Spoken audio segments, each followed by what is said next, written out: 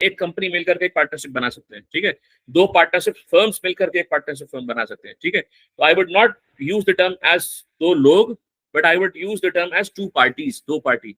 जब क्या है तो पार्टनरशिप डीड क्या है?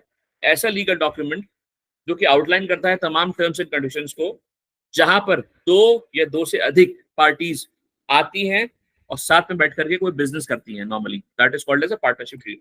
आइए देखते हैं इसको क्या है। नॉर्मली क्या क्या लिखा जाएगा कि दो या दो से अधिक पार्टीज में क्या काम करना है, किस नाम से काम करना है। सोचो, दिमाग लगाओ, दिमाग लगाओ, क्या काम करना है, किस नाम से काम करना है, कहाँ पर सिचुएटेड होगी वो फर्म, जो जो पार्टनरशिप जो उसमें काम करेगा, जो वेंचर है वो फर्म तो कहलाएगा। कहाँ पर सिचुएटेड होगी फर्म, एक बंदा यानी पार्टी ये कितने रुपए लाएगा एज अ कैपिटल, पार्टी भी कितने रुपए लाएगा कैपिटल, दोनों में एक्टिव पार्टनर कौन होगा, दोनों में स्लीपिंग पार्टनर कौन होगा, ठीक है। दोनों को प्रॉफिट कैसे बटेगा, दोनों सैलरी कैसे निकाल सकेंगे पार्टनरशिप फर्म में से, ठीक है। दोनों लॉस कितना शेयर करेंगे, ठीक है ना। कोई डिस्प्यूट होगा तो कैसे सॉर्ट आउट करेंगे, ये बेसिक चीजें, ठीक है।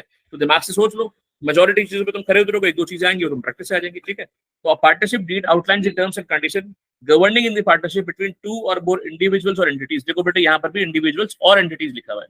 क्यों बेटा हमने बोला individual plus individual, fine. Individual plus company, company plus company, individual plus partnership firm, यानी partnership firm, partnership plus partnership firm, partnership plus company. दो या दो से अधिक एंटिटीज होनी चाहिए। एंटिटी मतलब वो एंटिटी जो कि लॉ की नजर में एक पर्सन की हैसियत रखती है। There is a difference between a person and an individual as per the law. Law में एक इंडिविजुअल और एक पर्सन में बहुत फर्क होता है। आज जाकर के पढ़ना इस बारे में, आप में से बहुत लोग को नहीं मालूम होगा। ये तो मैं पढ़ा रहा हूँ डीड वगैरह, लेकिन इसके अलावा जो मैं चीजें पढ़ा रहा हूँ ये सब ट्रेनिंग का हिस्सा है आपकी, ठीक है। तो एक इंडिविजुअल में और एक पर्सन में जमीन आसमान का फर्क है। कंपनी एक पर्सन कहलाई जाती है लॉ में, कंपनी एक पर्सन कहलाई जाती है। प्राइवेट लिमिटेड या लिमिटेड कंपनी एक पर्सन कहलाई जाती है। एक पार्टनरशिप फर्म एक पर्सन कहलाई जाती है। एक ट्रस्ट एक पर्सन कहलाया जाता है, ठीक है। एक एओपी यानी एसोसिएशन ऑफ पर्सन एक पर्सन कहलाया जाता है, ठीक है। एक एचयूएफ हिंदू अनडिवाइडेड फैमिली का जो बिजनेस होता है एक पर्सन कहलाया जाता है, ठीक है, लॉ में। इंडिविजुअल एक पर्सन है। अब यहाँ पर पर्सन से कंफ्यूज मत हो जाना कि आप कह रहे थे दो पर्सन यानी कि दो लोग, नहीं बेटा, दो लोग का मतलब फिर वहां पर मैं टर्म यूज करूंगा इंडिविजुअल।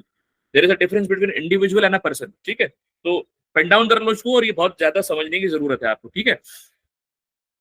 तो जहां दो या दो से अधिक जो है इंडिविजुअल या एंटिटीज आती हैं, बैठती हैं काम करने के लिए, बिजनेस करने के लिए, it is essential for avoiding misunderstandings and dispute among the partners.